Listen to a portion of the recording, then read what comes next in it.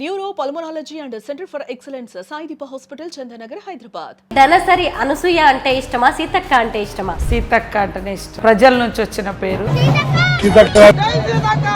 అంటే అనుబంధం కూడా ఆ పేరులో ఉంటుంది. నక్సల్స్ ఉద్యమంతో మీకున్న అనుబంధం ఏంటి? ప్రతి ఊర్లో ఆ ప్రభావం ఉండేది. మా బంధువులు కూడా ఉండడం, వాళ్ళతో రెగ్యులర్గా. సీతక్క ఒకప్పుడు జైలుకి వెళ్ళారు. ఫెయిల్ అయిన 10th క్లాస్ సబ్జెక్ట్స్ ని మళ్ళీ చదువుకున్నారు, పరీక్షలు రాశారు. గన్ పట్టుకున్న ప్లేస్ లోనే గన్మెన్లతో తిరుగుతున్నాం. పట్టుదల ఎక్కడైతే పొడగొట్టుకున్నామో అక్కడ వెతుక్కోవడం. ఫస్ట్ ఓడిపోయినా మళ్ళీ అక్కడే గెలిచిన. ఏ కోర్టులో అయితే అక్యూజ్డ్ గా నిలబడి ఉన్నానో అదే కోర్టులో లాయర్ గా కూడా పనిచేసిన. ఒంటరిగా తిరుగుతూ సీతక్క అసలు మేడారం పనులన్నిటిని ఎలా చేస్తున్నారు? ఇంత ఓపిక ఎక్కడి నుంచి వస్తుంది? ఫోకస్ అంతా కూడా మేడారం మీద ఉంది. సీతక్క గారి పరిపాలన చూస్తే బ్రహ్మాండ వసతులు ఉన్నాయి.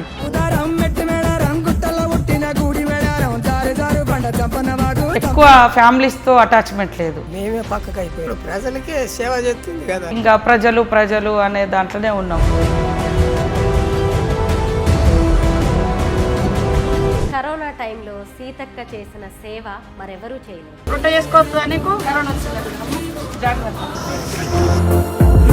ఇక్కడ మాత్రం ఇన్ని పనులు చేయిస్తున్నారు, మీ ఇల్లు మాత్రం నెక్స్ట్ జాతర కన్నా ఇద్దో లేదో నాకైతే డౌటే. వర్షం పడ్డప్పుడు ఆ రేకుల కింద మా ముసలోళ్ళు ఎట్లున్నారో మా అమ్మ నాన్న అని కొంచెం ఇబ్బందికరమైన సిచ్యువేషన్. అందరికీ నమస్కారం, నేను Swaroopa Potlapalli. Welcome to coffee with the leader. ఈ రోజు మన ప్రోగ్రామ్ లో మనం కలుసుకోబోతున్న డైనమిక్ లీడర్, తెలంగాణ రాష్ట్ర మహిళా శిశు సంక్షేమం, పంచాయతీరాజ్, గ్రామీణాభివృద్ధి శాఖ మంత్రి వర్యులు ధనసరి అనసూయ అలియాస్ సీతక్క. సీతక్క ఇది పేరు మాత్రమే కాదు, ఓ బ్రాండ్. అడవుల్లో పుట్టి పెరిగిన సీతక్క అడ్వకేట్గా, ఎమ్మెల్యేగా, మంత్రివర్యులుగా అంచెలంచెలుగా ఎదిగారు. ఇదే అడవుల్లో పుట్టి కాకతీయుల మీద పోరాటం చేసి అమరులైన సమ్మక్క, సారక్క వీర వనితలుగా చరిత్రకెక్కారు. అలాగే సీతక్క కూడా ఎన్నో కష్టాలు, నష్టాలు, ఆటుపోట్లు, రాజకీయ సవాళ్లను ఎదుర్కొంటూ ధీర వనితగా నిలుస్తూ ఉన్నారు. వనసీమలో జరిగే జన జాతరకు సీఎం రేవంత్ రెడ్డి సర్కార్ 250 కోట్ల రూపాయలను కేటాయించి అభివృద్ధి పనులు చేస్తోంది. జాతరను అద్భుతంగా నిర్వహిస్తోంది. ఇప్పుడు ఇవన్నీ కూడా సీతక్క కనుసన్నల్లోనే జరుగుతూ ఉన్నాయి. మన coffee with the leader program లో సీతక్కను కలుసుకోవడానికి మేము హైదరాబాద్ నుంచి మేడారం బయలుదేరాం. పదండి, సీతక్క రాజకీయ ప్రస్థానం గురించి, ఆమె జీవితం గురించి అనేక విషయాలు తెలుసుకుందాం.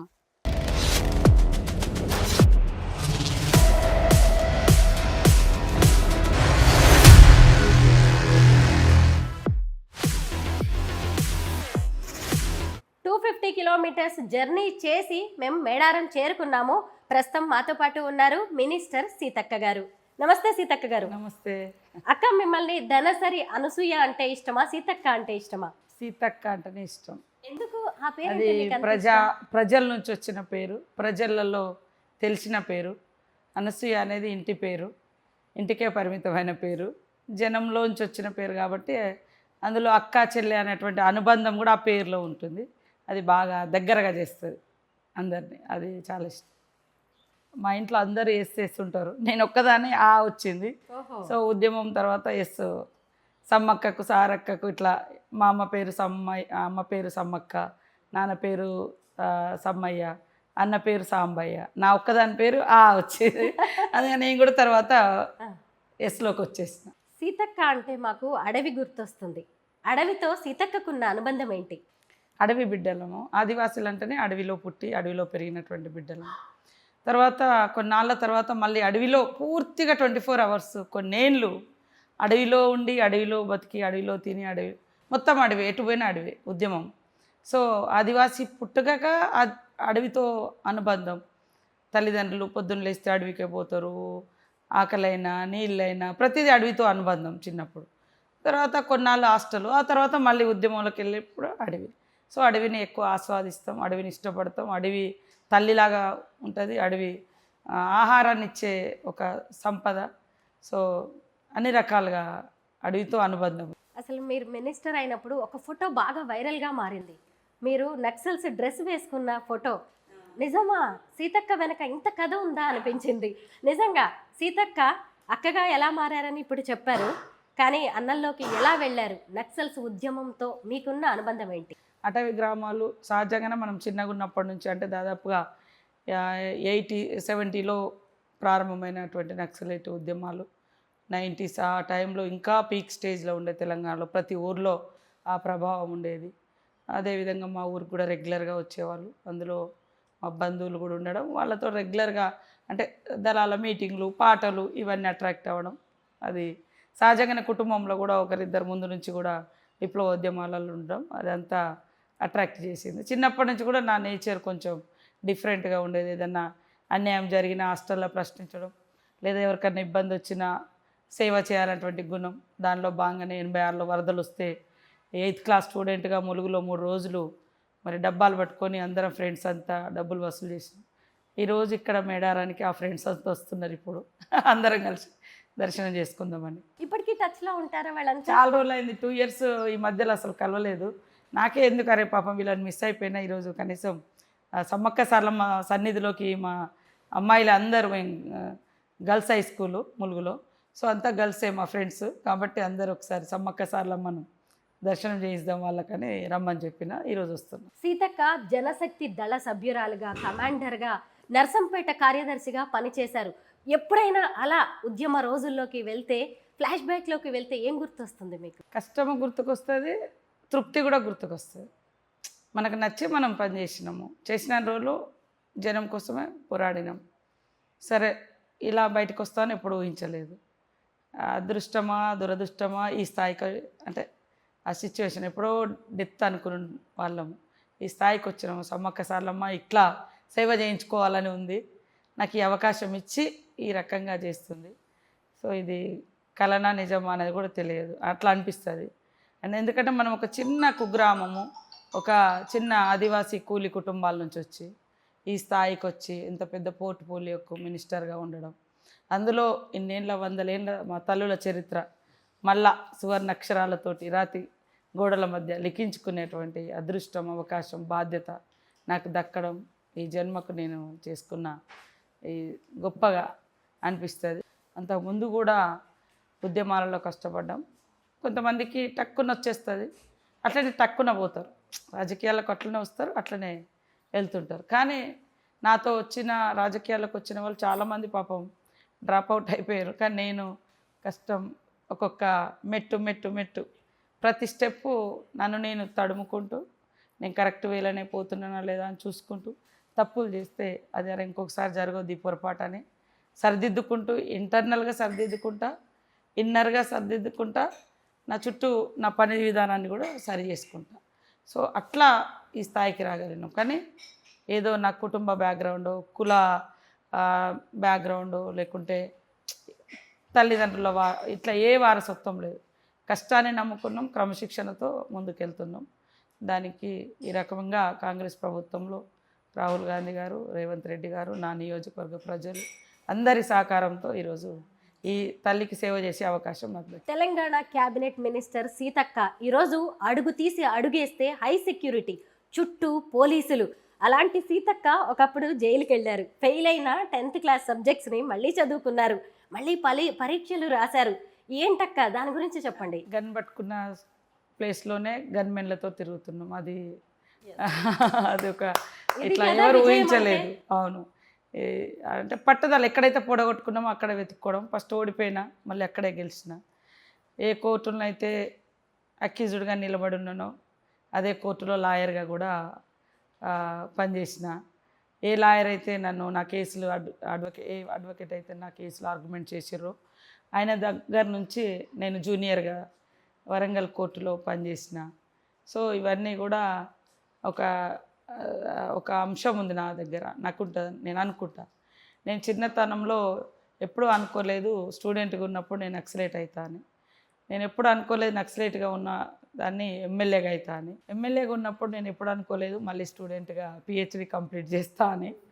పిహెచ్డి చేసేటప్పుడు కూడా నేను ఈ పొజిషన్, నా స్టార్టింగ్ నుంచి నేను మినిస్టర్ కావాలి, మినిస్టర్ అవుతా, ఎమ్మెల్యే అవ్వడం అనేది ఆ రోజులలో అదే ఎక్కువ. కానీ ఈ పొజిషన్కి వస్తానని అనుకోలేదు. కానీ ఆల్ స్టెప్స్లలో నేను ఎప్పుడు అనుకుంటా ప్రజలలో ఉండాలి, ప్రజలకు సేవ చేయాలి, ఎక్కువగా నేర్చుకోవాలి, తెలుసుకోవాలి, జ్ఞానాన్ని పెంచుకోవాలి, అన్నీ అంటే నాలెడ్జ్ పెంచుకోవాలి, నాకున్నది అందరికీ పంచాలి నాలెడ్జ్ అనేది ఇది మాత్రం పక్కగా ఆలోచన ఉంది. సో అట్లా నా చదువు కూడా ఎక్కడ ఆపలేదు.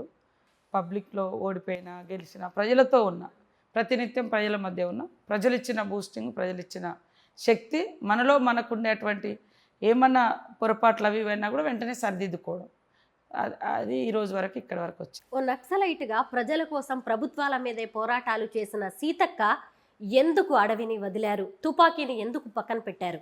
వాస్తవానికి అప్పుడు అంటే మేము వచ్చిన దాదాపు 25 సంవత్సరాలు దాటిపోయింది. ఆ రోజులలో ఉన్నటువంటి పరిస్థితుల్లో రకరకాల చీలికలు, రకరకాల సిద్ధాంతపరమైనటువంటి విభేదాలు, వాటి మూలంగా బయటికి రావడం అంత ఈజీ కాదు, కానీ చాలా మానసిక వేదన. ఎందుకంటే మనం బయటకు వస్తున్నామంటే ఒక ఫీలింగ్ ఏదో అంటే మనం సిద్ధాంతాలు వదిలిపెట్టి ఈ రకంగా ప్రజలకు ద్రోహం చేస్తున్నాం అనే ఫీలింగ్ కూడా వస్తుంది ఆ సిద్ధాంతంలో. సరే అయినా కూడా బయటకు వచ్చిన తర్వాత మనం మన లైఫ్లో మన కోసం మనం కాకుండా నలుగురి కోసం ఇంకే రకంగా లైఫ్ను మనం అంకితం చేయగలుగుతామనే లా చదువుకున్నాను. కనీసం మన అలాంటి పేదవాళ్లకు మన పబ్లిక్ కన్నా ఏదైనా చేయగలుగుతామని, నా సొంత ఉద్యోగం కోసమో ఉపాధి కోసమో చూడకుండా ఇదైతే. ఎందుకంటే నేను చాలా కేసులు చూసినప్పుడు లాయర్ల దగ్గరికి వెళ్ళి ఇబ్బంది పడేటువంటి మన బాధితులు ఉంటారు, వాళ్ళు వచ్చి మాకు చాలా చెప్పేవాళ్ళు. అదొక ఆ ప్రొఫెషన్ అనేది కూడా స్వతంత్రంగా ఉంటుంది, మనకు నచ్చిన కేసు ఆర్గ్యుమెంట్ చేయవచ్చు. హైదరాబాద్ నుంచి మేడారం వరకు మేము వస్తుంటే ఎక్కడ చూసినా మీ కటౌట్సే కనిపిస్తున్నాయి, ఎక్కడ చూసినా ఏ ఫోటోల్లో కూడా చెరగని చిరునవ్వు. నేను దాదాపు 20 ఏళ్ళుగా చూస్తున్నాను అక్క మిమ్మల్ని, ఎక్కడా మిమ్మల్ని ఒంటరిగానే సింగిల్గానే చూశాను. సీతక్క పక్కన సీతక్క భర్తను నేను ఎప్పుడూ చూడలేదు, ఒక ఫోటో కూడా ఎక్కడా లేదు. మీ వైవాహిక జీవితం గురించి, మీ వారి గురించి చెప్పండి. చనిపోయాడు ఎన్కౌంటర్లో. అది బాబు ఉన్నాడు, బాబుకి ఒక పాప ఉంది. వాళ్ళు కూడా వాళ్ళ పని వాళ్ళు చేసుకుంటూ ఉంటారు, ఎవరి పనులు వాళ్ళు చేసుకోవాల్సింది, ఒకరి దాంట్లో ఒకరు ఇన్వాల్వ్ కావద్దు అనేది. అక్క ఎలా తట్టుకున్నారు ఈ విపత్కాల పరిస్థితిని? పబ్లిక్తో అంటే నాకు ఒంటరి అనే ఫీలింగ్ కంటే జనంలో ఉండడం మూలంగా వీళ్ళంతా నా బలగం. అంటే మనం ఫస్ట్ నుంచే కొంచెం మెంటల్గా అన్ని రకాలుగా ప్రిపేర్ అయ్యే అంటే ఉద్యమంలోకి వెళ్ళేటప్పుడే మనం చచ్చిపోతామని వెళ్తుంటాం, ప్రిపేర్ చేసుకుంటాం, ఒక సోల్ మైండ్ అంతా ఆ రకంగా సిద్ధం చేసుకుంటాం. సో ఇవన్నీ చాలామంది తోటి సహచరులు చనిపోతుంటారు, చూస్తూ ఉంటాం ఆ దుఃఖాలు, అవన్నీ బాధలు. సో ఇవన్నీ తట్టుకోవాలంటే పబ్లిక్ మనం కూడా ఎప్పుడు ఎవరికి ఏమవుతుందో తెలియదు కదా. ఉన్నంతకాలం జనం కోసం మంచిగా పనిచేయాలని మాత్రం ఆ నిబద్ధత, అంకిత భావం మాత్రం ఉండాలి. ఎక్కడైనా డైవర్ట్ అవుతున్నామన్నా కూడా మనల్ని మనం ఎటు పోతున్నాం మనం అని తడుముకోవాలి. మీకు ఎన్నోసార్లు అనిపించుండొచ్చు, ఏమిచ్చింది నాకు ఈ అడవి, తోడబుట్టిన వాడిని పోగొట్టుకున్నా, కట్టుకున్న వాడిని పోగొట్టుకున్నాను, ఏముంది అని మిమ్మల్ని మీరు చాలాసార్లు ప్రశ్నించుకుని ఉంటారు. కానీ మళ్ళీ ఇదే అడవి మిమ్మల్ని క్యాబినెట్కి తీసుకెళ్ళింది, ఈరోజు మంత్రివర్యుల్ని చేసింది. ఇలా అనుకుంటారా ఎప్పుడైనా? అడవి అనేది జీవితంలోనే ఉంది. ఆదివాసీ మూలాలు, ఆదివాసీ జీవితము, మా తల్లిదండ్రులు, మా తాత ముత్తాతలు అంతా ఫారెస్ట్ మీద డిపెండ్ అయ్యే వాళ్ళ లైఫ్ స్టార్ట్ అవుతుంది. ఎందుకంటే ఒకసారి ఇప్పుడు ట్రాన్స్పోర్టేషన్ వచ్చింది, ఇప్పుడు కరెంట్ వచ్చింది, ఇప్పుడు ఇదంతా. కానీ ఏదున్నా నీళ్ళు తాగాలన్నా వాగులో వెంబటి అడవిల నుంచి ప్రవహించే నీళ్ళే తాగేది. వంట చేసుకోవాలన్నా కట్టెలు తెచ్చుకోవాల్సిందే. అడవిలోకి పోయి అప్పుడు వెనకట జంతువుల వేట చేసుకొని అదే తినేటువంటి వాళ్ళు, పండ్లు కాయలు ఫలాలు కూడా అవే తెచ్చుకొని తిని, ప్రతిదీ కూడా అడవిలో, దట్టమైన అడవిలో మా జనాలు ఉండడానికి ఎక్కువ ఇష్టపడతారు. ఇప్పుడు మనము అంత రోడ్ వ్యవస్థ ఇదంతా వచ్చిన తర్వాత అవి ఒక్కొక్కటి దూరం అయిపోతుంది వాస్తవానికి. అంటే ఉన్న దాంట్లో దూరం అయిపోయి పబ్లిక్ బాగా వేరే వేరే రకాల వాళ్ళు పెరిగిన తర్వాత ఆ స్వచ్ఛమైంది అక్కడ కనిపించడం లేదు, పొల్యూట్ అయిపోతున్నాయి. సో వాస్తవానికి స్వచ్ఛమైన అడవిలో నువ్వు కూడా ఒక అర్ధగంట సేపు అందులో మంచి ఆక్సిజన్ వస్తుంది, మంచి హెల్త్ వస్తుంది. మనం ఎంతసేపు హైదరాబాద్లో సిటీలలో కాలుష్యాన్ని పీల్చి లేదా ఏసీ రూమ్లలో మనం వదిలిందే మనం పీల్చి ఇంకా హెల్తీగా ఉండడానికి స్కోప్ లేదు. నీకు అడవినే హెల్దీ వెదర్ని ఇస్తుంది. అడవిలో దొరికే కాయలు, గడ్డలు, పండ్లు ఎక్కడ దొరికినా నేను వదిలిపెట్టా, అవే తింటా, అవి అమృతంలాగా తింటావు. అందుకనే సిటీలలో బంగారం పెట్టినా అది అలా ఏ కెమికల్ ఉంటుందో, ఏం కలుపుతారో. కానీ ఇక్కడ అడవిలో చెట్లకు ఇవి దొరికేది మాత్రం స్వచ్ఛంగా ఉంటాయి. అందుకనే సీజనల్ వారిగా దొరికే ఫుడ్స్ నేను ఎక్కువ ఫ్రూట్స్ ఎక్కువ తీసుకుంటా. ఇక్కడ ఇప్పుడు కూడా జంగల్లో ముర్రి పండ్లు, తునికి పండ్లు, పాల పండ్లు అట్లా వెళ్తూ ఉంటాయి, దొరుకుతూ ఉంటాయి, తీసుకొని తింటూ ఉంటాం. ఇప్పటికి కూడా ఇష్టపడతా ఎక్కువ.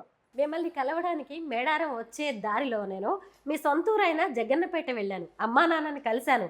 సీతక్క ఇల్లు మొదలుపెట్టి ఏడాదైందంట. ఇక్కడ మాత్రం ఇన్ని పనులు చేయిస్తున్నారు, మీ ఇల్లు మాత్రం నెక్స్ట్ జాతర కన్నా ఇద్దో లేదో నాకైతే డౌటే. వాస్తవానికి ఇల్లు అప్పుడు చిన్నగుండే, తర్వాత నేను ఎమ్మెల్యే 2 సార్లు అయినా కూడా కాన్సన్ట్రేట్ చేయలేకపోయినా. కనీసం అమ్మ నాన్న ఉంటున్నారు, అన్న పిల్లలు ఉంటున్నారు అక్కడ. అన్న పిల్లలు 2 అబ్బాయిలు ఉన్నారు, ఒక అమ్మాయి హైదరాబాద్లో నాతోటే ఉంటుంది, అన్న కూతురు. చిన్నతనం నుంచి నాతోటే ఉంది, నేనే పెళ్లి చేసిన. అందరూ 3 పిల్లలకు కూడా, మా అన్న పిల్లలకు కూడా నేనే పెళ్లి చేసి, ఇంకా వాళ్ళు ఒకరేమో నాతోటే ములుగులు ఉంటారు. ఇట్లా అందరూ ఎంత ఒక ఫ్యామిలీ లాగా. పాపం వాళ్ళకంటూ ఏమీ లేదు, ఇల్లు అమ్మ నాన్న ఉండడానికి కూడా లేదు, ఇబ్బంది ఉందని మెల్లగా మొదలు పెట్టాం. కానీ దాని మీద దృష్టి పెట్టలేకపోతున్నాం. కనీసం ఈ జాతరకైనా అందించి ఆ దేవుణ్ణి, సమ్మక్క దేవుణ్ణి కొత్తింట్లో చేసుకొని తీసుకొద్దాం అనుకున్నాం, కానీ సాధ్యం కాలేదు. ఇంకా వాళ్ళు పాపం పెద్ద మనుషులు కొంచెం సంతోషంగానే ఇద్దరు ఉండాలి. కానీ చలికాలం అంతా వాళ్ళ మీదనే పోయింది, వర్షాకాలం అంతా వాళ్ళ మీద. ఈసారి వర్షాలు కూడా విపరీతంగా పడ్డాయి. రోజు వర్షం పడ్డప్పుడు ఆ రేకుల కింద మా ముసలోళ్ళు ఎట్లుండరో మా అమ్మ నాన్న అని బాగుండేది. ఈ చలి కూడా ఈ సంవత్సరం విపరీతంగా ఉంది. సో అది కూడా కొంచెం ఇబ్బందికరమైన సిచ్యువేషన్ అయింది. సరే జాతర పనులు వాళ్ళు ఇంటికాడ పిల్లలు కూడా అక్కడక్కడ బిజీ ఉండి అది చేయలేకపోయారు. ఈ జాతర అయిన తర్వాత కనీసం ఎండాకాలం లోపైనా దాన్ని మంచిగా చేసేయాలని ఆలోచన చేస్తాను. సీతక్క గురించి తెలుసుకుందామని, అంటే సీతక్కని చదువుదామని నా ప్రయాణం మొదలైంది హైదరాబాద్ నుంచి. నాకు అడవిని చదువుతున్నట్టే ఉంది సీతక్క మీ గురించి తెలుసుకుంటుంటే. అయితే నాకు ఇప్పుడు మీ రాజకీయ ప్రస్థానం అనేది ఎన్టీఆర్ గారు ప్రారంభించిన టీడీపీ చంద్రబాబు గారి ఆహ్వానంతో మొదలైంది కదా. అయితే అక్కడే మీరు ఎమ్మెల్యేగా మీ ప్రస్థానాన్ని మొదలుపెట్టారు. కానీ ఆ తర్వాత కాంగ్రెస్లోకి రావాల్సిన పరిస్థితులు వచ్చాయి. అప్పుడు మీలో ఎలాంటి సంఘర్షణ మొదలైంది? అంటే విప్లవోద్యమం నుంచి బయటకు వచ్చినప్పుడు ఎంత అయితే మానసిక వేదన గురైనామో కొన్నేళ్ళు ఒక దగ్గర పనిచేసినప్పుడు, ఒక ఇంట్లో ఉండి ఇంకో ఇంటికి మారేటప్పుడే ఎంతో సంఘర్షణ ఉంటుంది. ఒక ఇంట్లో అద్దెకైనా కావచ్చు, లేదా ఏదైనా కావచ్చు, అంతా ఉంటుంది కదా. మేము ఉద్యమాల నుంచి వచ్చేటప్పుడు కూడా చాలా ఇట్లా అయిపోయినాం, అన్నీ చాలా సంఘర్షణ పడి ఇట్లా అసలు మనం ఇట్లా ఊహించలేదు కదా అది అని. తర్వాత అనుకోకుండా సరే బాబుగారు ఇచ్చిన అవకాశంతో పాలిటిక్స్లోకి ఎంటర్ అయ్యాను. నా పాలిటిక్స్లో ఎంటర్ అవ్వడం అనేది కూడా నేను ఎంటర్ అయిన తర్వాత ప్రతిపక్షంలోనే దాదాపుగా 15 సంవత్సరాలు ప్రతిపక్షంలోనే ఉన్నాను. దాదాపు 10 సంవత్సరాలు అంటే 2004 నుంచి 17 వరకు టీడీపీలోనే ఉన్నా. 14 నుంచి చాలా అటాచ్మెంట్ కూడా ఉండేది, అంత ఫ్యామిలీ రిలేషన్షిప్. బాబుగారికి రాఖీ కట్టడం, వారు కూడా బాగా సీతక్క గారు అని ప్రోత్సహించడం, ఇదంతా ఒక కుటుంబ రిలేషన్ లాగానే ఉండేది. సరే పరిస్థితులు ఇక్కడ తర్వాత తెలంగాణ ఇచ్చిన పార్టీగా రేవంత్ రెడ్డి గారు నిర్ణయం తీసుకోవడం కాంగ్రెస్లోకి వెళ్దామని. ఆ తర్వాత నేను కూడా రేవంత్ రెడ్డి మాకు కూడా అనుబంధం ఏర్పడడం. సరే ఇక్కడ ఉన్నటువంటి పరిస్థితులలో మనలాంటి వాళ్ళం రాజకీయాలలో ఉండాలి, అక్క కాంగ్రెస్ ఇచ్చింది కాబట్టి అటు కూడా వెళ్తే అటు స్ట్రెంథెన్ చేయొచ్చు, మనం కూడా పబ్లిక్ సర్వీస్ చేయొచ్చు అనే ఉద్దేశంతో కొంత వచ్చేటప్పుడు అక్కడ కూడా సంఘర్షణ మొదలైంది. ఎట్లుంటుందో కాంగ్రెస్లో అని భయపడ్డాము. బట్ చాలా ఫ్లెక్సిబుల్గా, అంటే అక్కడ దాకా అంటే మనకు ఎవరు పరిచయం ఉండరు కదా అనేది ఉండేది. కానీ మొదటి పరిచయంలోనే రాహుల్ గాంధీ గారితో మన రేవంత్ రెడ్డి గారు నా గురించి చాలా గొప్పగా చెప్పిండు. అప్పుడు రాహుల్ గాంధీ గారికి ఆ రోజే అన్నాడు, నీతో 10 నిమిషాలు మాట్లాడాలి అని. అన్న తర్వాత మధ్యలో కలుసుకునే అవకాశం రాలేదు. కరోనా తర్వాత మళ్ళీ అప్పటికి నేను ఎమ్మెల్యే అయినా. మేము 2017లో జాయిన్ అయినాం, 18లో ఎలక్షన్స్ వచ్చాయి. తర్వాత జాయిన్ అయిన తర్వాత ఒక అస్సాం ఎలక్షన్స్కు నేనే ప్రచారానికి పోయినాం. పోయి వచ్చేటప్పుడు అప్పుడు ఒక 10 మినిట్స్ టైం తీసుకొని మొత్తం మాట్లాడి, ఇంకా తర్వాత పాదయాత్ర నుంచి ఇంకా దగ్గరగా అంటే బాగా దగ్గర తీసుకోవడము. దానిలో బాగా ఇక్కడ ప్రచారానికి కూడా వచ్చారు అన్న చెల్లెలు ప్రియాంక గాంధీ, రాహుల్ గాంధీ గారు. మన ములుగురు ఎలక్షన్ ప్రచారం స్టార్ట్ ఇక్కడ నుంచే చేశారు. రేవంత్ రెడ్డి గారు అయితే మేడారం నుంచే వారు పాదయాత్ర చేసారు.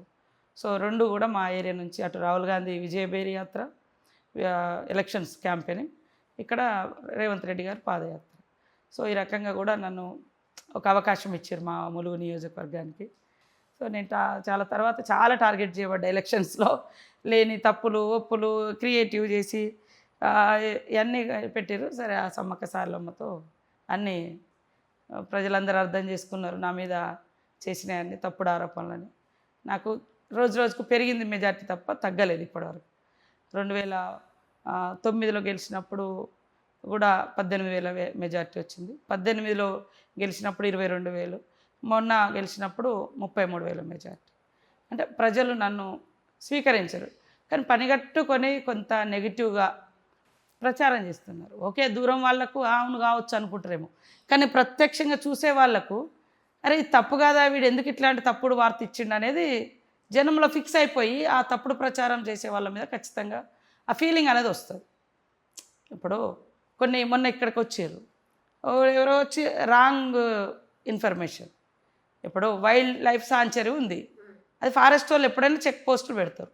అందులో కూడా సీతక్కకు వాటాల ఇంత నీచమైన రాజకీయాలు, ఇంత నీచానికి దిగబడే అటువంటి వాళ్ళైతే ఇన్ని రోజులు ఈ స్థాయిలో ఉండి ఈ అవకాశాలు వచ్చినా ఆఫర్లు వచ్చినా పోకుండా ఇంత కష్టపడే ఎందుకు? మేము కష్టపడి మీరు అన్నట్టుగా ఇటుక పేర్చుకొని కట్టుకున్న లైఫ్ ఇది.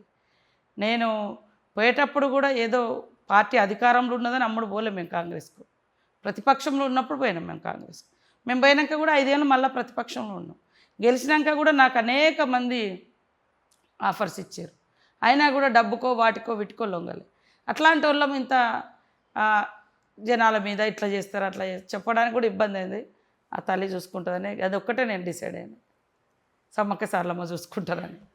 రాహుల్ గాంధీ గారి భారత్ జోడో యాత్ర ఎంత హైలైట్ అయిందో సీతక్క కూడా అప్పుడు నిజంగా అంత హైలైట్ అయ్యారు. తెలుగు రాష్ట్రాల్లోనే కాదు, నేషనల్ లెవెల్కి వెళ్ళారు సీతక్క. అయితే ఇప్పుడు మన స్టేట్ వైజ్గా చూసుకున్నప్పుడు సీఎం రేవంత్ రెడ్డి గారికి అత్యంత ఇష్టమైన, నమ్మకమైన, ప్రీతికరమైన చెల్లెలు అంటే సీతక్క. మీ ఇద్దరి అనుబంధం ఏంటి? మా ఇద్దరికి అంటే 2009లో ఇద్దరం ఎమ్మెల్యేలం. అప్పుడు కూడా అంత అటాచ్మెంట్ లేదు, అక్క అట్లా ఉండేది బాగానే క్లోజ్గా. కానీ అప్పుడు మా జిల్లా పాలిటిక్స్లో ఇక్కడ టీడీపీలు ఉన్నాం కాబట్టి ఇక్కడ దయాకర్ రావు గారు, కడియం శ్రీహరి, ప్రకాష్ రెడ్డి వీళ్ళే మాకు పెద్దలుగా ఉండేది. తర్వాత అందరూ పార్టీ నుంచి వెళ్ళిపోయిన తర్వాత నాకు వేం నరేందర్ రెడ్డి అన్న ఈ జిల్లా నుంచి రేవంత్ రెడ్డి గారితో దగ్గర ఉండేది. తర్వాత ఇంకా మేమందరం ముగ్గురం ఒక టీం లాగా చిన్నగా మొదలైంది. నన్ను అక్క అని రిసీవ్ చేసుకుంటూ ఫస్ట్ మా భూపాలపల్లి జిల్లాగా ఉండేది ములుగు. అప్పుడు ఇక్కడ ఒక యాత్ర పెట్టారు, మన సింగరేణి యాత్ర. అప్పటి నుంచి ఇంకా వారితో ఆ యాత్ర పెట్టిన తెల్లారే వేరే పార్టీ వాళ్ళు నువ్వు రావాలి అని కొంతమంది పోలీస్ అధికారులను పంపించారు, నువ్వు టీఆర్ఎస్లోకి రావాలి అని.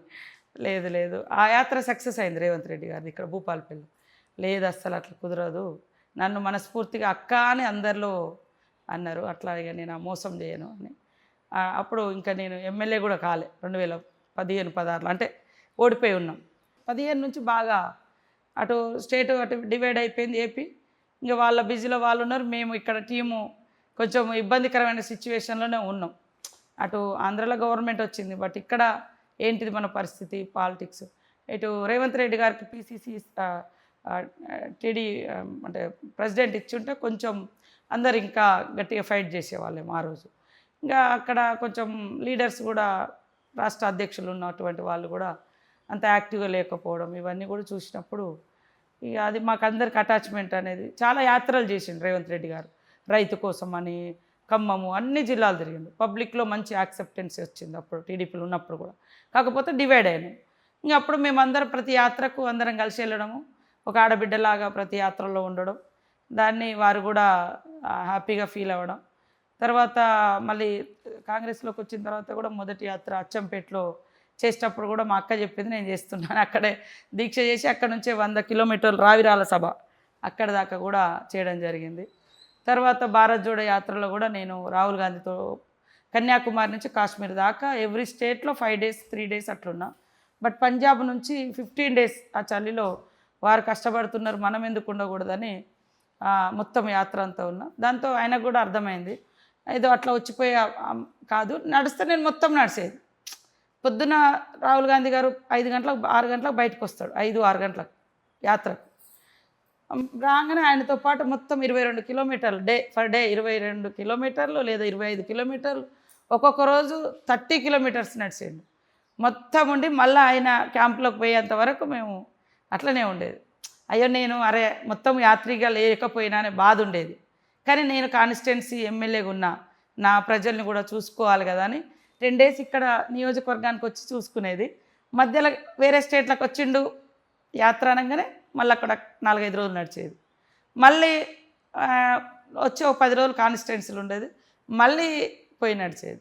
సో ఇట్లా కాన్స్టిట్యున్సీని ఆయన రాహుల్ గాంధీ గారి యాత్రను రెండింటిని కూడా మిస్ కాకుండా చేసుకున్నా కాబట్టి నాకు ఈ సక్సెస్ వచ్చింది.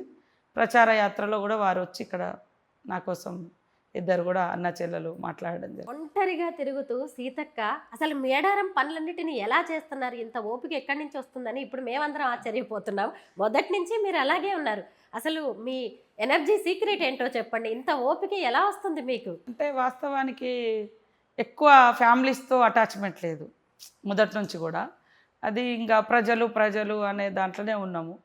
తర్వాత సరిగ్గా వాళ్ళ పాపం మా అమ్మ పెంచింది నా కొడుకును, తర్వాత మా అన్న అమ్మ అంతా కలిసి పెంచారు. తర్వాత ఆయన చనిపోయిన తర్వాత ఆలోపు నేను బయటకు వచ్చిన అందరి పిల్లలతో నాకు కొంచెం వాళ్ళకి ఏం సపోర్ట్ కావాలో చేస్తూ ఉన్నా. కానీ ఎప్పుడు ప్రజలలో ఉండడమే నాకు ఎనర్జీ అనిపిస్తుంది. ఎప్పుడైనా ఇంట్లో కూర్చొని ఉంటే కొద్దిగా అది ఎందుకో ఫీలింగ్ మైండ్ అంటే ఎక్కడికో వెళ్ళిపోతాము.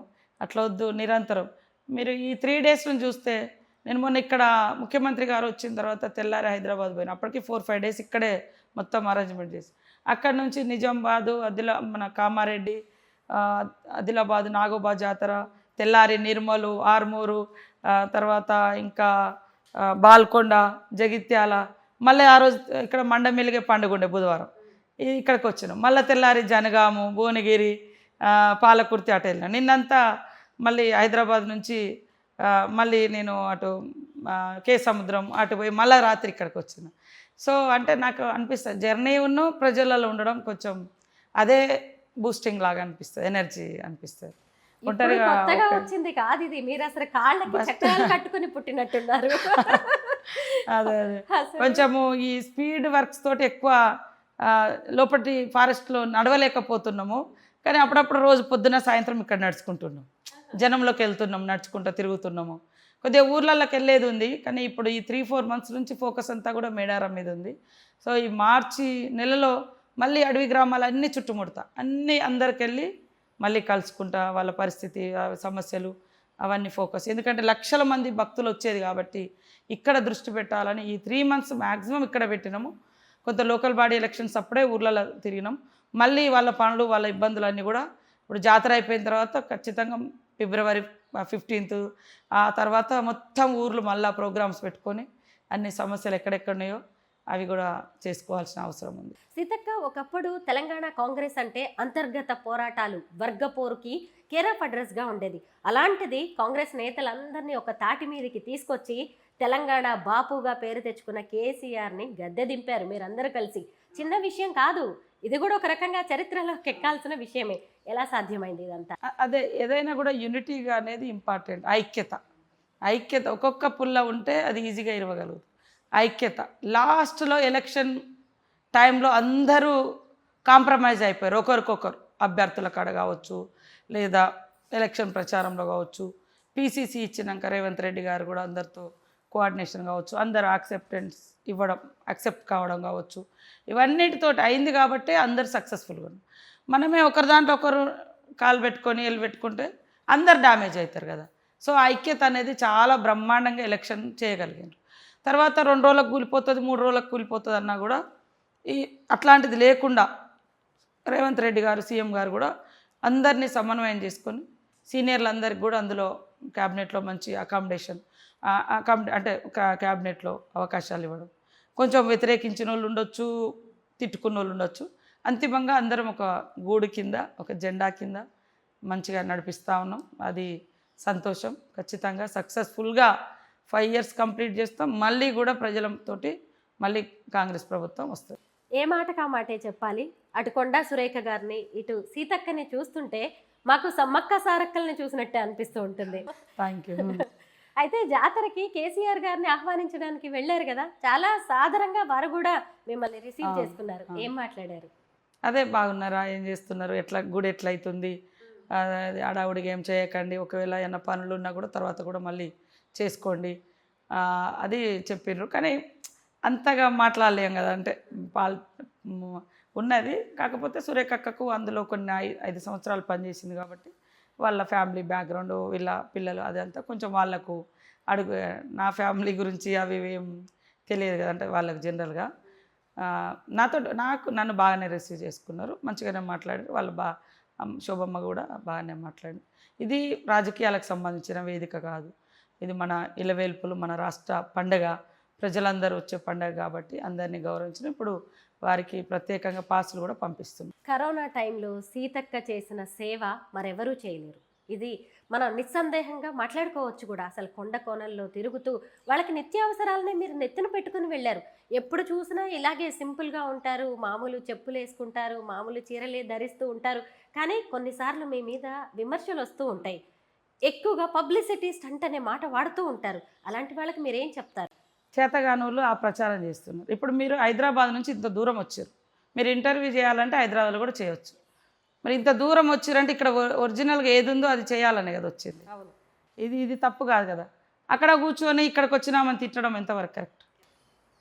అది బాధ. నేను ఒక్కరోజు చేసింది అయితే స్టంట్ అనుకుంది.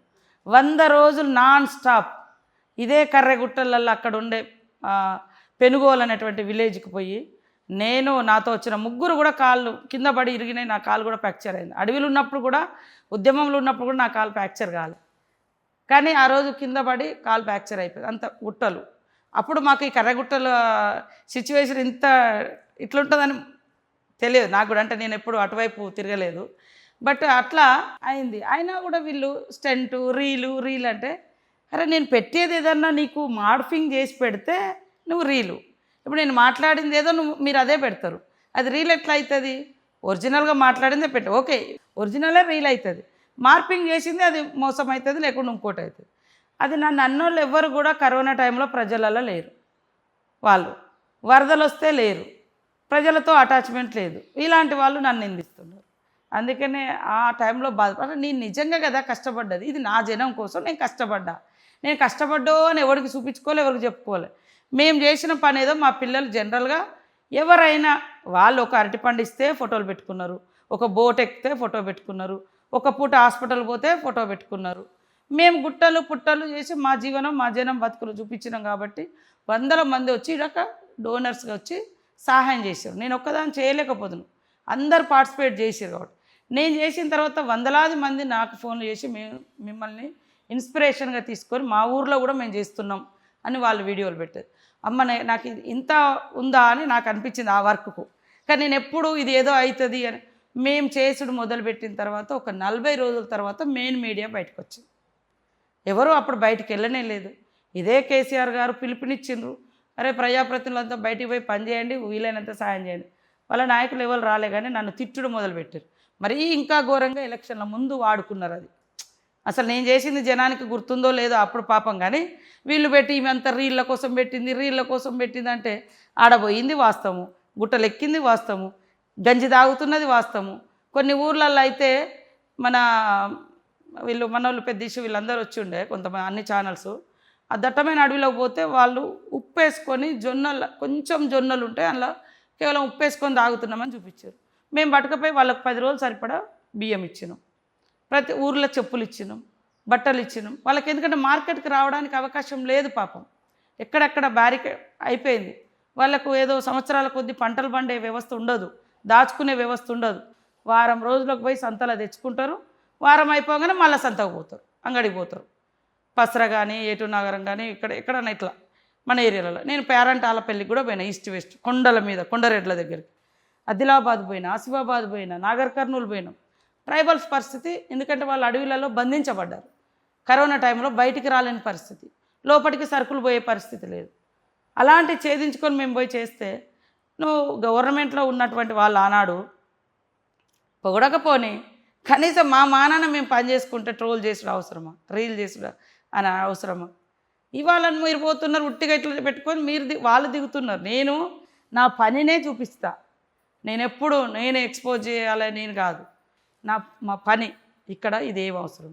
కానీ అప్పుడు బాధపడ్డాం. ఇప్పటికి కూడా అదే పని వాళ్ళకు. అంటే అనేటప్పుడు వాళ్ళు వీడియోలు చేయడం బంద్ చేయాలి అని వేరే వాళ్ళని అంటే ఓకే, నువ్వు నిజంగా ఎక్స్పోజ్ కోసం కాదు, నువ్వు నీ పని నువ్వు చేసుకుంటూ పోతావు. మేము 40 రోజులు చేసిన తర్వాత మెయిన్ మీడియా వచ్చింది. జస్ట్ మా ట్విట్టర్లో మా వాట్సాప్లలో మేము పోస్ట్ పెట్టుకున్నాం. నచ్చిన వాళ్ళు తీసుకున్నారు, నచ్చిన వాళ్ళు తిరస్కరించారు. మేము చేసింది అయితే మేము చూపించుకోవాలి కదా. అది కూడా ఎందుకంటే చాలామంది ఒకరిద్దరు మాకు పెట్టండి అక్క, మాకు పెట్టండి అని అడిగేది. వీడియోలు కూడా పెడితే వాళ్ళు డోనర్స్ చాలామంది వచ్చి మాతో తిరిగేది. వాళ్ళు అడిగేది, నన్ను టైం అడిగేది, అక్క మీ టైం ఇవ్వండి, మేము కొన్ని ఊర్లో మాకు ఇచ్చేయండి, మేము వాళ్ళకు సహకారం చేస్తామని. అప్పుడంతా మనకు వేరే వర్కులు కూడా ఏమి ఉండేది కాదు, ఎందుకంటే కరోనా టైంలో లాక్డౌన్లో ఉన్నాం.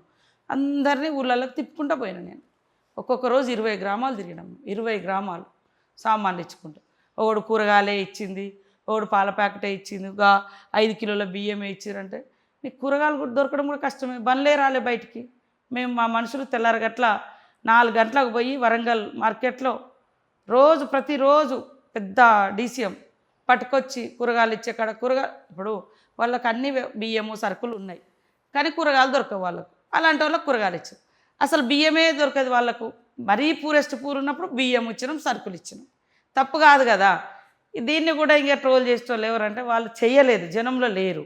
వాళ్ళు ప్రాణభయంతో సిటీలలో అంటే ఇళ్ళ నుంచి బయటికి రాలేదు. మేము తెగించిపోయినాం. ఆక్సిమీటర్ పెట్టి కూడా ఇట్లా కరోనా వచ్చిన వాళ్ళకు చూసినాం. శవాలను కూడా తీసేయించినాం. కరోనా వచ్చి చచ్చిపోతే సొంత పిల్లలే రాలేదు. అలాంటి వాళ్ళని కూడా దగ్గరుండి దానాలు చేయించాం. ఇంకా ఇది కూడా రీల్ అంటే నేనేం చేయాలా? ఎవరైనా ఎవరి ప్రాణం వానికి ముఖ్యం. కరోనా అనేది అనేక మంది చచ్చిపోయారు. మరి మేము అవన్నీ తెగించుకొని మా పని మేము చేసాం. మేము ఎవరిని ప్రశంసా పత్రాలు అడగలే, అవార్డులు అడగలే. మా పని మేము చేసుకుంటే కూడా తిడితే రీల్ అంటే ఇంకేమంటాం? అంతకంటే మూర్ఖులు ఎవరైనా ఉంటారా? కాబట్టి ఆ టీఆర్ఎస్ నాయకులు ఇది బాగా పనిగా పెట్టుకున్నారు. కేసీఆర్ గారికి విజ్ఞప్తి చేస్తున్నారు, పని చేసేటోళ్ళనే చేయనియండి. ముఖ్యంగా ఆడబిడ్డలు ఎంబడి పడకండి. ఆడబిడ్డలు సమాజంలో ఎదుగుతున్న వాళ్ళే చాలా తక్కువ. అలాంటి ఆడబిడ్డల మీద, మాలాంటి వాళ్ళ మీద, మాలాంటి అట్టడుగు వర్గాల మీద ఇలాంటి దుష్ప్రచారం చేయడం అనేది మానుకోండి. నేను ఎప్పుడు కూడా పొలిటికల్ వర్డ్సే వాడతా. ఎప్పుడు కూడా పర్సనల్లోకి మేము మాట్లాడలేదు. కానీ ఈరోజు మమ్మల్ని మా పర్సనాలిటీ అంటే మాలాంటి పేదవాళ్ళు చేస్తే రీల్ అంటారు, యాక్షన్ అంటారు. మరి పెద్దోళ్ళు, ఉన్నత వర్గాలు, ఉన్నత బిడ్డలు అట్లాంటి వాళ్ళు చేస్తారు గొప్ప అంటారు. ఇది ఎక్కడ సిద్ధాంతము? మేము కష్టజీవులమయ్యా. మేము ఖచ్చితంగా మా పనే ఇది. మా పనే వీలైనంత వరకు చొచ్చుకుపోతాము. అన్నిటికి అందలేము మేము కూడా ఉదాహరణకు. కానీ అట్లా చాలా అంటే కింది వర్గాల బిడ్డలు, కింది వర్గాల ఆడపిల్లలు ఏం చేసినా పెద్దవాళ్ళకు అంటే పెద్దవాళ్ళు చేయట్లేదు కాబట్టి మేము చేయొద్దు అనేది వాళ్ళ సిద్ధాంతాలు నట్టునే. అది మానేసుకోవాలని కోరుతాను. సీతక్క మహిళా శిశు సంక్షేమం, పంచాయతీరాజ్, గ్రామీణాభివృద్ధి శాఖలకు మంత్రి. చాలా పెద్ద పెద్ద శాఖలు. ఇప్పటి వరకు మీరు మినిస్టర్ అయిన తర్వాత ఆ శాఖల్లో ఏమేం చేశారు మార్పులు? మీరు మంత్రి అయిన తర్వాత ఆయా శాఖలకి ఎలాంటి మార్పులు చేశారు? ఏ నిధులు తీసుకొచ్చారు? ఏమేమి సంక్షేమ కార్యక్రమాలను అమలు చేస్తారు? ఇప్పటికే మీరు చూస్తున్నారు, మా ఫోకస్ అంతా కూడా పంచాయతీరాజ్ నుంచి మహిళల మీద పెట్టినాం. అది మహిళలే, కానీ పంచాయతీరాజ్ శాఖలో రూరల్ డెవలప్మెంట్లో ఉంది ఆ శాఖ. సెర్ప్ అనేది పేదరిక నిర్మూలన. వాళ్ళకు వడ్డీ లేని రుణాలు కానీ, వాళ్ళకు బ్యాంక్ లింకేజ్లు ఎక్కువ ఇప్పించడము, వాళ్ళకు బిజినెస్లు పెట్టియడము, వాళ్ళ ఇండిపెండెంట్గా వాళ్ళు ఎదగడానికి పెట్రోల్ బంకులు, మరి కుట్టు మిషన్లు, ఇట్లాంటివన్నీ కూడా విస్తృతంగా చేసి ఆర్థికంగా వాళ్ళను బలోపేతం చేస్తున్నాం. అదేవిధంగా శిశు సంక్షేమ శాఖలో పిల్లలకు అంగన్వాడీ సెంటర్స్లలో వాళ్ళకి రిటైర్మెంట్ అనేదే లేదు. అంగన్వాడీ టీచర్ అమ్మలకు ఇప్పుడు 2 years ఇచ్చి 2 lakhs ఇచ్చి రిటైర్మెంట్ చేస్తున్నాం. అంగన్వాడీ స్కూల్స్ను మరి నర్సరీ స్కూల్స్గా మారుస్తున్నాం. యూనిఫామ్స్ ఇచ్చినాం. ఒక మంచి స్కూల్ లాగా అంటే ఒక ప్రైవేట్ స్కూల్కు ధీటుగా మేము స్కూల్స్ను మారుస్తూ వాళ్లకు 57 రకాల వస్తువులు ఇస్తున్నాం. వాళ్ళ ఫుడ్ మెను కూడా మార్చేసినాం. ఈ రకంగా చాలా. అదేవిధంగా అంగన్వాడీ టీచర్లను అప్గ్రేడ్ చేసినాం. వాళ్ళకి ఇచ్చేది ఒక సాలరీ ఒక్కటి ఆగింది తప్ప మ్యాక్సిమం వాళ్ళకి హాలిడేస్ కూడా లేవు. అంగన్వాడీ వ్యవస్థ పుట్టిన కాంచి ఇప్పుడు హాలిడేస్ ఇచ్చినాం. మహిళల కోసం కూడా ప్రత్యేకంగా ఇప్పుడు సదస్సులు పెట్టి మార్చి 8 వరకు ఒక మహిళా పాలసీ అనేది తీసుకురావాలని ఇప్పటికీ ఒకసారి సదస్సు పెట్టినాం. మళ్ళీ ఈ మధ్యలో సదస్సు పెట్టుకొని ఒక మంచి పాలసీ తీసుకురావాలని మహిళల కోసం ఈ మార్చి 8 నాడు అది డిక్లరేషన్ చేస్తాం. మన మహిళా సంఘాలలో ఉన్నటువంటి మహిళలకు ఇన్సూరెన్స్ పెట్టినాం 10 lakhs. ఎవరైనా యాక్సిడెంట్లో చనిపోతే. తర్వాత లోన్ తీసుకున్న మహిళ చనిపోతే ఆమెకు 2 lakhs పెట్టినాం. ఇవన్నీ కూడా అంటే మార్పులు ఇప్పుడు గ్రామ పంచాయతీలు అంటే మొన్ననే ఎలక్షన్స్ అయినాయి, ఇప్పుడు ఫండ్స్ ఇస్తున్నాం. దాని మీద కూడా ఎలా డెవలప్ చేద్దామని ఒక మ్యాప్ తయారు చేసుకుంటున్నాం. ఇన్ని రోజులు మనం అధికారుల మీద డిపెండ్ అయ్యి నడిచింది. వాస్తవానికి ఫండ్స్ కూడా రాలేదు ఈ 2 years. ఇప్పుడు గ్రామ పంచాయతీలలో కూడా పెద్ద ఎత్తున ఫండ్స్ ఇచ్చి జాతర అయిన తర్వాత ఒక ప్రోగ్రాం పెట్టుకొని ఒక మ్యాప్ లాగా తయారు చేసి ప్రతి గ్రామానికి ఏం చేయాలో ఎట్లా అనేది కూడా అది మ్యాప్ తయారు చేసుకుంటాం. తెలంగాణ రాష్ట్ర పండుగగా గుర్తింపు పొందిన మేడారం జాతరను సీతక్క మంత్రి అయ్యాక మంత్రి కాకముందు అని 2 రకాలుగా చెప్పుకోవచ్చు. 250 కోట్ల రూపాయలను తెలంగాణ ప్రభుత్వం మేడారం జాతరకు ఇవ్వడం అనేది చిన్న విషయం కాదు. వాటిని ఎలా ఉపయోగిస్తున్నారు, ఎలాంటి మార్పులు తీసుకొచ్చారు? మనకు ప్రతి జాతరకు కామన్గా 100 crores 110 crores అట్లా ఇస్తుంటారు. దానికితో పాటు ఇప్పుడు ఇంకా కొంచెం ఒక 20-30 కోట్లు ఎక్కువ ఇచ్చారు జాతర నిర్వహణకు. 2 yearsకి ఒకసారి వచ్చేది. గుడికి 101 crores ఇచ్చారు. చుట్టూ మాస్టర్ ప్లాను, గుడి నిర్మాణము, అగ్రనైటు. టైం తక్కువ, 3 నెలల్లో మనకు అక్టోబర్ ఎండింగ్ వరకు కూడా వర్షాలే ఉండే. సెప్టెంబర్ 24th సీఎం గారు వచ్చి ఇక్కడ మాస్టర్ ప్లాన్ ఓపెన్ చేశారు. కానీ అప్పటికి పూజారులు అందరూ కూడా ప్రతి ఒక్కరు కాదు కాదు వద్దు వద్దు అన్నారు. లేదు చూద్దామని ముఖ్యమంత్రి గారు మన ఇన్ఛార్జ్ మినిస్టర్గా పొంగులేటి గారికి బాధ్యత ఇచ్చారు. వారు కూడా మంచిగా తీసుకొని బాధ్యత చేశారు. నేను, సురేఖక్క, మా లక్ష్మణ్ ట్రైబల్ మినిస్టరు, ఇక్కడ అధికారులు, కలెక్టరు అందరూ కూడా బాగా కోఆర్డినేషన్ చేసి కంప్లీట్ చేయడం జరిగింది. ఇంకా చిన్న చిన్న పనులు ఉన్నాయి. అది జాతర అయిపోయిన తర్వాత కూడా ఇంకా ఈ మొత్తం చెట్లు పెట్టడం కానీ, ఇంకా ల్యాబ్స్ ఎక్కడెక్కడ ఉన్నాయి, గ్యాప్స్ ఎక్కడెక్కడ ఉన్నాయి, అవన్నీ కూడా అద్భుతంగా చేస్తాం. జాతర అయిన తర్వాత కూడా మళ్ళీ మీరు 2-3 నెలలకు మళ్ళీ రావాలి. అప్పుడు ఇంకా ఓపెన్గా క్లియర్గా కనిపిస్తుంది. వస్తాం. సీతక్క ఏది చేసినా రికార్డే. సీఎం రేవంత్ రెడ్డి గారితో పాటు మినిస్టర్స్ అందరూ ఇక్కడికి వచ్చి క్యాబినెట్ మీటింగ్ పెట్టారు. ఎందుకు అలా చేయాల్సి వచ్చింది? అంటే సీఎం గారికి కూడా ఒక భక్తి ఉంది ఇక్కడ, ఆయనకు ఈ భావోద్వేగ బంధం ఉంది. 2010 నుంచి నాకు తెలిసి వారు రెగ్యులర్గా వచ్చారు, ఇప్పటివరకు రెగ్యులర్గా వచ్చారు. కుటుంబంతో కూడా మొన్న మనమని కూడా తీసుకొని వచ్చిండు. ఆయన కొంచెం ఆ ఫీలింగ్ కూడా, పాదయాత్ర కూడా ఇక్కడి నుంచే స్టార్ట్ చేసిండు. పాదయాత్ర స్టేజ్ నెక్స్ట్ ఇయర్లో జాతరకు ముఖ్యమంత్రిగా వచ్చిండు. 1 year లోపే. అది సెంటిమెంట్ ఆయనకు కూడా, సెంటిమెంట్గా. సో అది ఇక్కడ ఉండే అటువంటి ఈ జాతర యొక్క గొప్పతనాన్ని ప్రపంచానికి చాటాలి. ఎందుకంటే ఇది కొంతమంది జాతర కాదు, అందరి జాతర, ఆదివాసీ బిడ్డల జాతరే. కానీ అందరి ఇలవేల్పులుగా అన్ని వర్గాలు, అన్ని మతాలు, అన్ని కులాలకు, అన్ని ప్రాంతాల ప్రజలకు దీవెనలు ఇచ్చే ప్రకృతి దేవతలుగా, ప్రకృతి అయితే ఎక్కడెక్కడ అందరినీ అట్లా ఉందో ఆ రకంగానే భావించి ఇక్కడ ఫోకస్ అంటే ఈ తల్లుల దగ్గర చేసుకోవడం అనేది ఇంపార్టెంట్ అని ఇక్కడ నుంచి వారు దావోస్కి వెళ్ళడం జరిగింది. అప్పుడు కూడా ఒక ట్రోలింగ్ నడిచింది, గిరిజన మంత్రి అయిన సీతక్కకు అవమానం అంటూ మిమ్మల్ని కింద కూర్చోబెట్టారని, సీఎం రేవంత్ రెడ్డి గారి ఫ్యామిలీ పైన పీటల మీద కూర్చోబెట్టారని. ఎంత నీచం అంటే నేను అనేది అదే, నువ్వు వాస్తవాలు మాట్లాడు. మేము వాస్తవాలు మాట్లాడడం మూలంగా నీ పత్రిక కానీ నీ మీడియాకి కానీ గౌరవం పెరుగుతుంది. తప్పుడు ప్రచారం, ఇక్కడ నేనే అధిపతిని, నేనే అందరికి ఆతిథ్యం ఇచ్చిన, నేనే అందరిని కూర్చోబెట్టి బట్టలు పెట్టిన. తర్వాత సురేఖక్క అక్క నువ్వు కూడా రానన్నది. పాపం నేను ఆమె ముంగడపై కూర్చుంటే ఆమెకు అడ్డమవుతా అని నేను కొద్దిగా ముందుకు కూర్చున్నా. నాకై నేను తక్కువ, మీరు ఆ వీడియోలు చూస్తే అందరికీ బట్టలు పెట్టి అటు పక్కన నిలబడుతుంటే లేదు నువ్వు కూడా ఇక్కడికి రా అని సురేఖక్క పిలిచింది. రాగానే వాళ్ళ ముంగడ కూర్చుంటే కరెక్ట్ వాళ్ళు నాకు వెనుక వాళ్ళ ఫేస్ కనపడదని సురేఖక్క ముందట నేను కూర్చున్నా. అది కింద కాదు, అది నేను పైన కూర్చోవాలంటే పైన కూర్చోగలుగుతా. అందులో ఎక్కడ కూడా అవమానం, వాళ్ళ ఇంట్లో సభ్యురాలుగా ఉంటాను నేను. అక్క అంటారు. సో ఆమె కూడా పాపము అక్క అంటది నన్ను, గీతమ్మ కూడా. పిల్లలు కూడా, నైమిష కూడా మంచిగా అందరూ రిసీవ్ చేసుకుంటారు వాళ్ళ ఫ్యామిలీ మెంబర్ లాగా. వాళ్ళు నేనే వాళ్ళని ఆహ్వానించి వాళ్ళని గౌరవించుకుంటే నాకు అవమానం అనడం ఇది ఏమన్నా కరెక్ట్ ఉందా? అందుకని ఇట్లా తప్పుడు. ఇప్పుడు నేనే అన్ని ఏర్పాట్లు చేసిన, మనము అతిథులను గౌరవించడం మన బాధ్యత. వాళ్ళు మా అతిథులు, ఆయన అధిపతిని నేనే, అక్కడ నిర్వాహకురాలని నేనే. నాకెక్కడ అవమానం అవుతుంది? అది నేను పోయి కూర్చున్నా ముందట, సురేఖ అక్క ఎన్నుకున్నది. ఆ ఫోటో ఆమె పిలిచింది, అక్క ఫోటో దిగుదాం అందరం అంటేనే పోయినాం. పోయినప్పుడు ఆమె తలకు నేను అడ్డం అవుతా అని ఆమె ఫేస్కు నేను కొద్దిగా ముందుకు వచ్చి కూర్చున్నా. అందరికీ దండం పెట్టుకుని అదొక చరిత్రలో ఆ ఫోటో ఉంటుంది అని దేవుడికి దండం పెట్టుగా కూర్చున్నాం.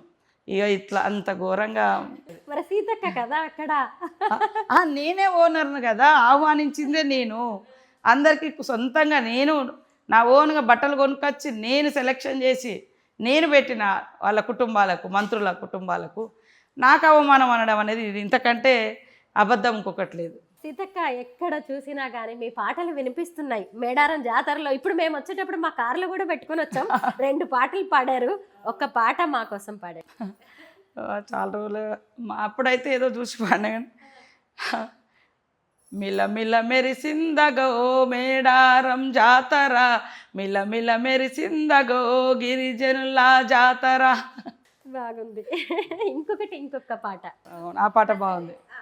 అది రాజవ ఎవరు అక్క పాడుతుంది, బక్కటామ గంగవ్వ కాదు, కనకవ్వ ఆమెది మీరు కూడా పాడారు కదా, మీ ఇద్దరు కలిసి పాడారు. మేమిద్దరం ఆడ స్టేజ్ మీద పాడినట్టుంది. ఎక్కడో సీఎం గారు వచ్చినప్పుడు ఏదో పాట పాడినాము హైదరాబాద్లో, ఆమెతో బాగా వినిపిస్తుంది ఇప్పుడు ఆ పాట. మీ వాయిస్ ఎక్కడ విన్నా కూడా ఫైనల్గా మాకు మేడారం ములుగు అనగానే సమ్మక్క సారక్కతో పాటు సీతక్క కూడా గుర్తొస్తారు. సీతక్క మాటల్లో సమ్మక్క సారక్క కథ వినాలని ఉంది. సమ్మక్క సారలమ్మ చరిత్ర, నాకు తెలిసిన చరిత్ర, కాకతీయులను ఎదిరించిన చరిత్ర, ఈ దేశ చరిత్రలో ఆదివాసులు మొదటి నుంచి కూడా కాకతీయుల కాలం కావచ్చు, బ్రిటిష్ వారి కాలం కావచ్చు, నిజాం నవాబ్కు వ్యతిరేకంగా కుమ్రం భీం కావచ్చు, అంటే అన్యాయం జరిగినప్పుడు ఎవరికి మన వాళ్ళు అన్యాయం చేయరు. అన్యాయం జరిగినప్పుడు తిరుగుబాటు అనేది చరిత్రలో, ఈ దేశ చరిత్రలో 250 పైగా పోరాటాలు ఉన్నాయి. రంపా తిరుగుబాటు కానీ, లేదా చోటా నాగపూర్ కానీ, ఇట్లా రకరకాలుగా బీర్సా ముండా, కుమ్రం భీం, మన దగ్గర విప్లవకారులు, ఇట్లా ఆదివాసీ బిడ్డలు, ఇవన్నీ కూడా ఉన్నాయి. అంటే జనం కోసం పనిచేస్తే జనంలో ఉంటామని అంబేద్కర్ అన్నదానికి ఖచ్చితంగా సమ్మక్క సారలమ్మ చరిత్ర సజీవ సాక్ష్యం. వాళ్ళ యొక్క పోరాట చరిత్రలో మరి మహిమలు కూడా ఉన్నాయి ఇప్పుడు అనేది. వాళ్ళు పుట్టుకనే ఒక డిఫరెంట్గా అనేది కథనాలు ఉన్నాయి. తర్వాత కూడా ఇప్పుడు చాలామంది ఇక్కడికి వచ్చిపోయినటువంటి వాళ్ళు, ఈవెన్ కమ్యూనిస్ట్ నాయకులు కూడా చాలామంది వస్తున్నారు. అంటే వాళ్ళకు కూడా ఒక అది ఫీలింగ్ అనేది ఉంది. సో నాకు కూడా, నేను తెలిసి రాజకీయాలకు వచ్చిన కాడ నుంచి ఒక్కసారి అధికారంలో ఉండి జాతర నిర్వహించాలనుకున్నాను. అదొక్కటే మొక్కుకున్నాను. నేను ఎప్పుడు నాకు ఈ మొక్కు ఆ మొక్కు కానీ ఎప్పుడు మొక్కుకున్నా. అడిగి పోతేనే ఒక ఫీలింగ్ ఉంటుంది. ఆ ఫీలింగ్లో మనం ఏమి అడిగినాం అంతే, ఆ ఫీలింగ్తో బయటకు వస్తాం. సంతోషం వచ్చినా దుఃఖం వచ్చినా అది నాకు 2004 నుంచి నా ప్రస్థానం సమ్మక్క దగ్గర మొదలుపెట్టిన కాడ నుంచి సరే లేటుగా అయినా ఈ గౌరవం నాకు దక్కింది. చరిత్రలో నిలిచిపోయే దేవాలయం నిర్మించుకోవడం ఆదివాసీ బిడ్డగా నాకు ఈ అవకాశం అదృష్టంగా భావిస్తూ ఉన్నా. ఖచ్చితంగా ఆ తల్లుల కీర్తి, విశ్వాసం 10 తరాలు ఉండే విధంగానే పనిచేస్తే తప్ప ఎప్పుడు కూడా అస్తిత్వానికి కానీ వాళ్ళ మా విశ్వాసం దెబ్బతినే విధంగా ఎక్కడ పనిచేయాలి. అందరు భక్తులకు కోరుతా ఉన్నా, మంచి జరుగుతుంది, మొక్కుకోండి, కుటుంబ సమేతంగా రండి, మంచిగా మనస్ఫూర్తిగా మొక్కుకోండి, తప్పకుండా అన్ని సకల కోరికలు తీరుతాయని తెలియజేస్తాను. జాతరలో ఇసుక వేస్తే రాలనంత జనం ఉన్నారు. మీతో కలిసి వెళ్ళి మీరు చేసిన విశేషాలు, కొత్త ఏర్పాట్లు ఏంటి అనేది చూడాలనుకుంటున్నాం. చూపిస్తారా? థ్యాంక్ యూ, తప్పకుండా.